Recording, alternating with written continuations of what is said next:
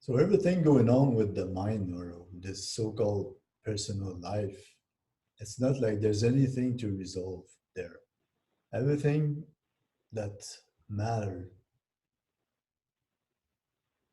is how you look at everything, meaning knowing the perceiver as to stand in the truth of yourself. As much as you can stay in the truth of yourself, as much as everything of mine is so secondary.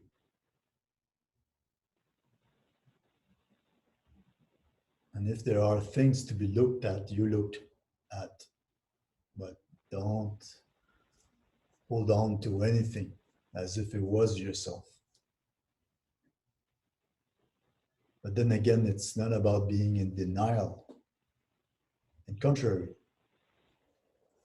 from a place of awareness, everything is welcome to be seen as it is. So everything arising within you, you are more likely to be able to look at it than otherwise, than if you were so concerned about knowing everything about yourself on the level of the mind. And then again, you get to know whether you've advanced the knowing of yourself when you're also open to look at yourself as you are and to also be in peace with that. For in order to transform whatever it is about yourself as the mind, you must develop a sense of peace. Only then will you be able to heal whatever may need to be healed. So it is very important to know how you are looking at yourself. Neither be in a place of denial, of resistance, or in a place of wanting things to be seen in a certain way or whatnot. So when that becomes natural, then this is how you come to witness that you are making progress, that your true nature is slowly taking over. So it only requires that you witness everything going on with yourself as it is, and look at how you respond to that, and not take anything for granted. Keep looking, witnessing. Then you start seeing layers that you tend to superimpose over other layers by assuming your responses to be a certain way as to not question them. There is this idea that we need to work on some limitations, some blocks in order to move on. When what's required is even within blocks, within limitation, you remain aware and not seek to derive a sense of self from what it is you are seeing or even experiencing, so that there is a freshness that follows along, a space, a freedom, which freedom remains no matter what, which freedom comes to be understood as that which you have been seeking for all along. So all that is achieved through meditation practices or whatever spiritual practices is to become familiar with an empty mind so that you can bring this into your daily living. That's all that it's doing. Ultimately, it is not like you have to stay in that place of emptiness, but to know yourself as everything and nothing. To know yourself as this individual while knowing yourself as awareness, pure awareness, that which stands within, without, and beyond, so that you can live your life. Be aware, not only when you're sitting in meditation, but also when you are engaged in the world. To recognize that awareness as being the same, whether you're in the world or whether you're in meditation, in silence, in the void. Remaining as that which is aware of it all. Could you give us some more pointers of how to be aware of awareness? How to be aware of awareness so that we can not get lost in mind activity and come back to the truth of our being more easily? They're all that you can be sure of first is that you live in this moment, and also that you are aware that you are. That alone is the center point, that's which does not come nor goes.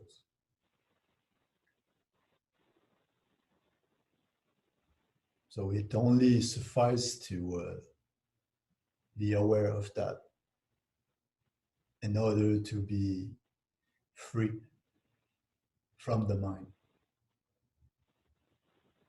Because then you know that you may be or not in the mind because of awareness. Only because of awareness you can know whether you are in the mind or not. And only awareness can free you from the mind, for it is itself the freedom. So it's not a complicated thing to be aware, for you are always aware, for you are awareness. Everything else is mind activity. Everything else is a question of whether you're letting the mind take over your attention outside your awareness or not. So when in the mind, you pay attention to what it is that is taking place. As you become aware of the mind activity, then you retrace your way back to your natural condition as awareness. So the mind slowly also leaves you in that process. The only difference that takes place in terms of embodiment of your true nature is how you see it taking place in terms of how much the mind is taking over your sense of attention, and how you are quick in seeing it. At some point it becomes just natural. You see that the mind may be there or not, or there may be some tendencies to take the mind as oneself and to relax that. You become good at this. But it can take a lot of time before you settle in that knowing and that awareness, before everything comes to revolve around awareness as opposed to you revolving around your mind. So, as much as you are willing to stay in awareness, as much as awareness has a chance to, at some time, take over,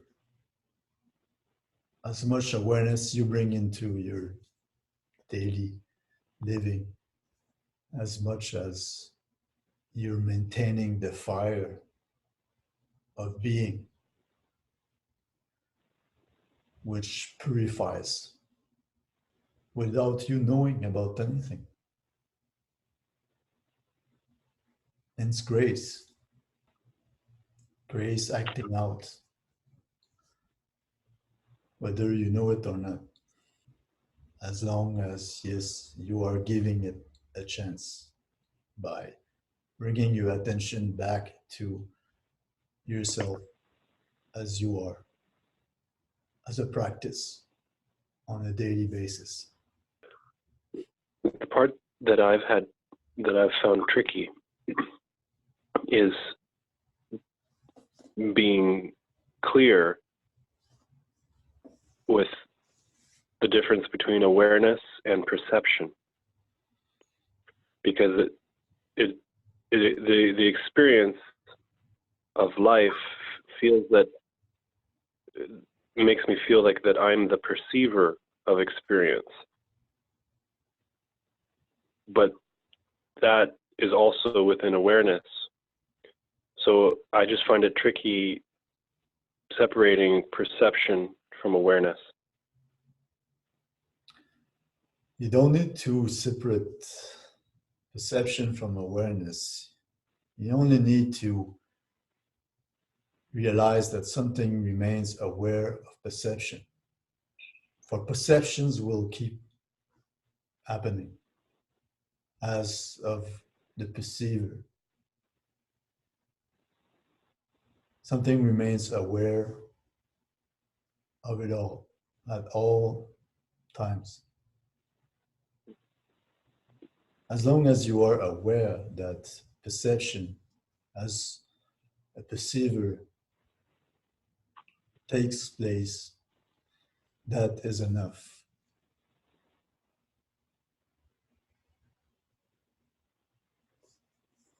Nothing more or less than being aware that such may be taking place. That is the difference between identifying with perceptions as being identified with the perceiver, or standing in your true nature, itself untouched by it all. At the moment, you simply recognize everything as it is.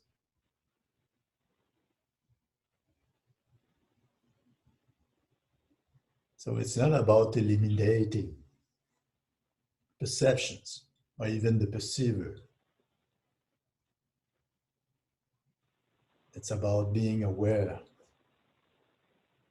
that there may be perception or a perceiver or none of them.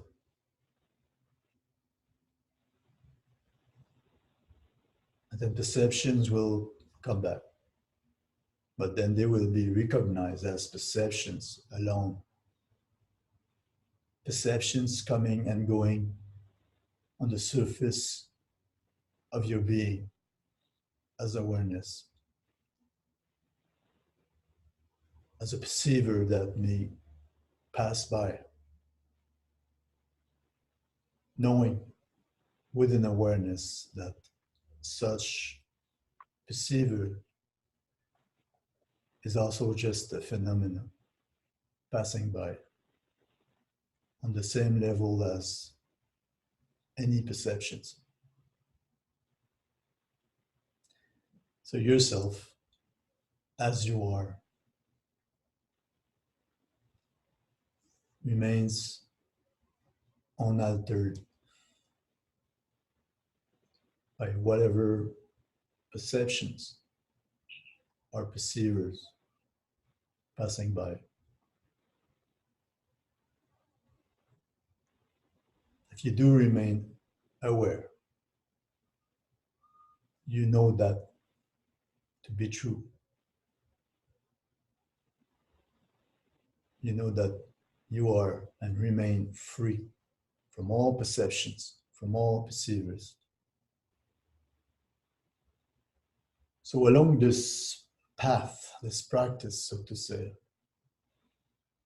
there may or may not be an increase of your capacity to stay detached from the mind and experiencing much space or whatever more significant places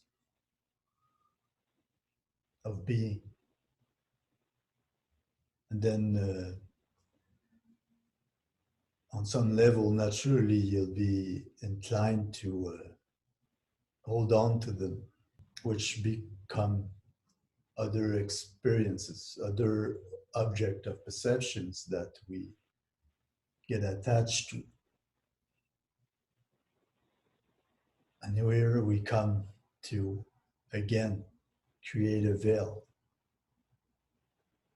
onto our true nature.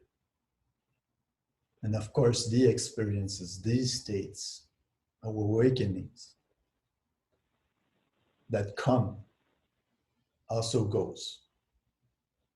So it is as if you're not necessarily going anywhere still.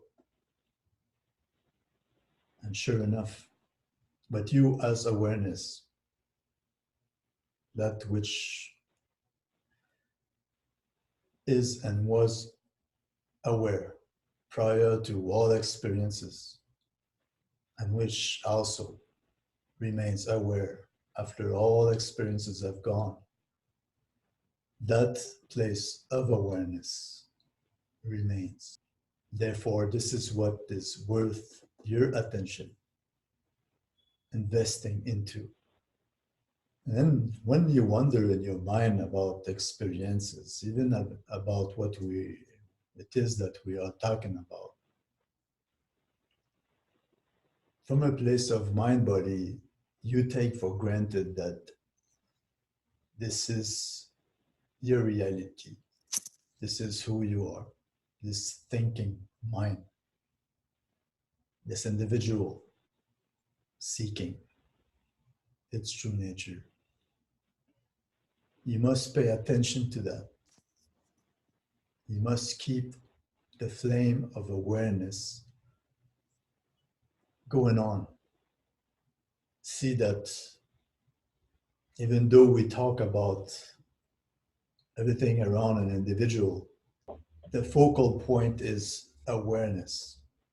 And so you create a sense of relaxation towards this sense of self, towards this individual seeking itself, to what it is that it may understand through these Satsang.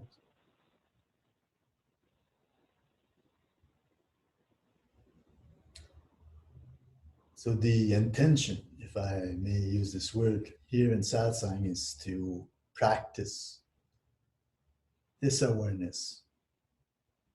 This is what we are doing here now.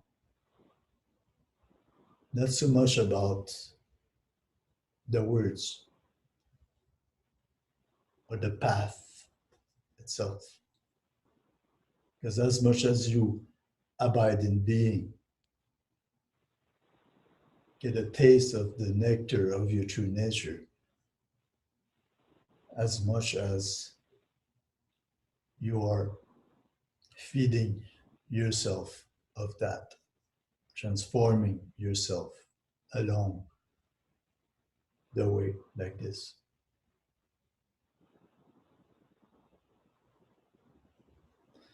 So as much as you remind yourself of the awareness that you are throughout the activity of mind or whatnot, that is what is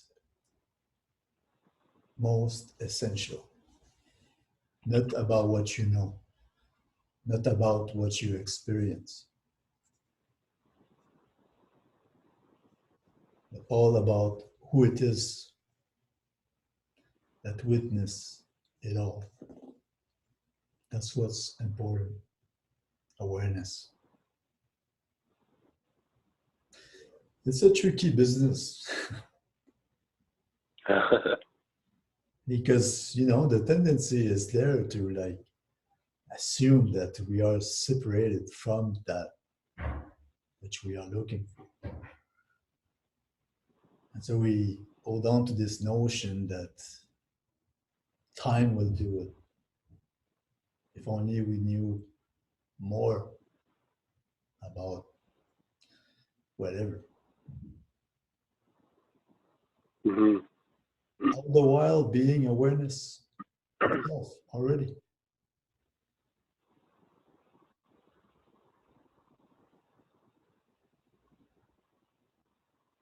And that you can witness at any given moment, isn't it?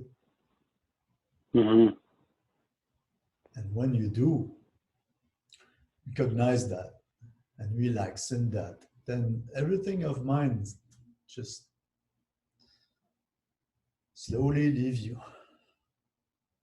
I will ask a question about grace.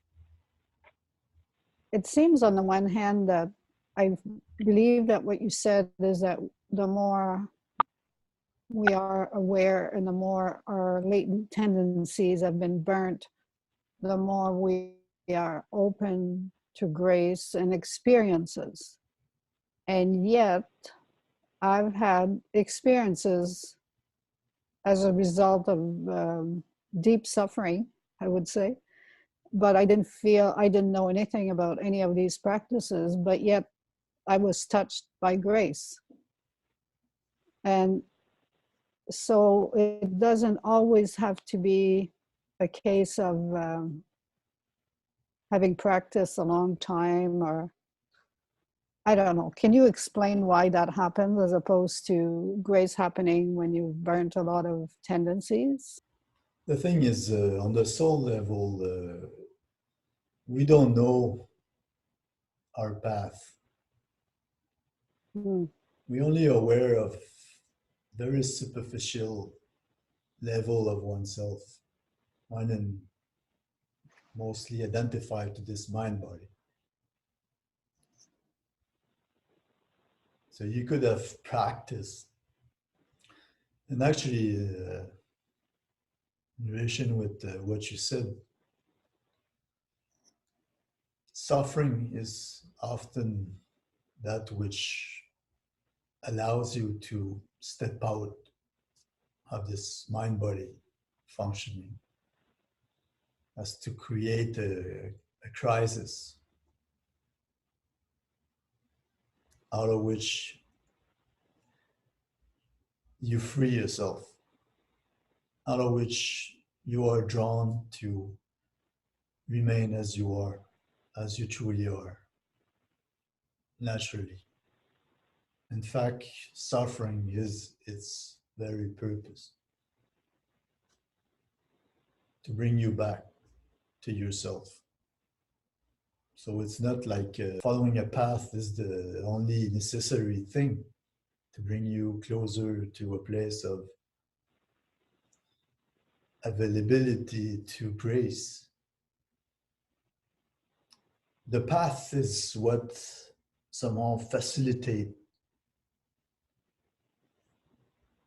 your ability to remain as yourself, giving a greater chance to grace to enter the field of your experience. In and of itself, it does not lead you directly to grace. So you could be practicing your whole life and never coming to a place of receiving grace. But there is no path leading to that place.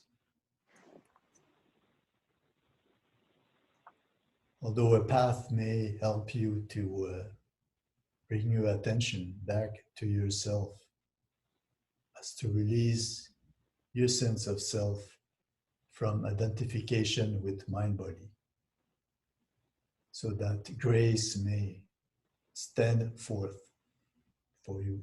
Okay. Thank you.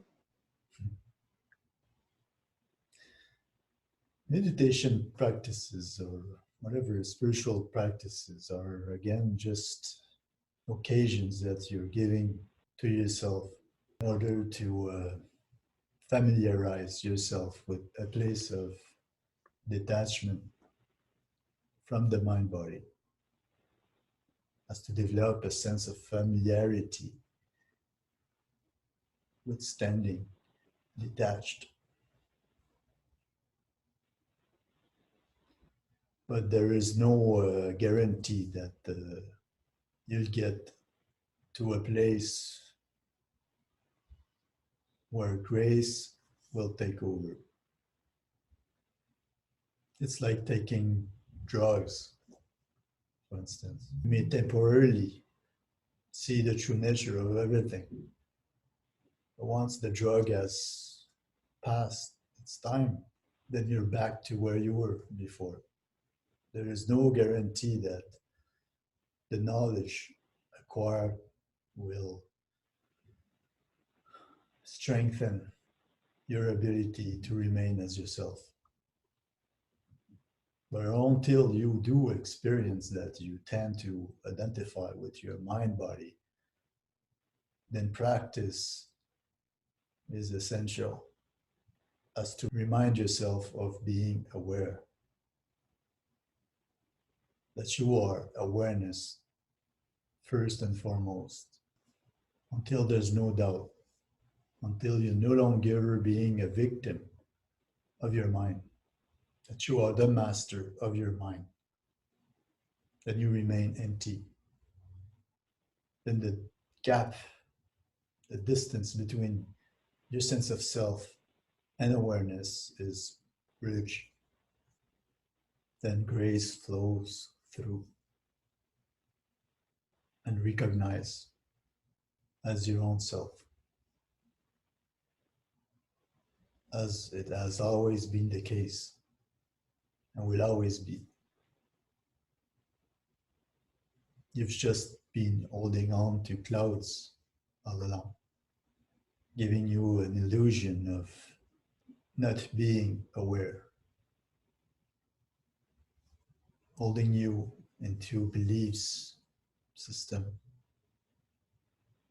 that the mind is all about. So there is no time when and where you cannot tap into the recognition of your true nature, because something in you remains aware always. It is just a matter of how much latent tendencies need to be burned through your awareness. That is the effort you bring into your experience and being aware. So you may have thrown a lot of arrows in the air. Even if you throw the ball on the ground, the arrows keep going. But all that is needed is remain aware. Even if there are still a momentum attached to these latent tendencies. And when they come your way, it's not a question of kind of being bummed out about it. You can factually, directly choose to be so one with awareness that you can relax in it perfectly, to the point where you experience peace and suffering, liberation, nirvana, nirvana and samsara. So how to get out of samsara? By stepping into nirvana.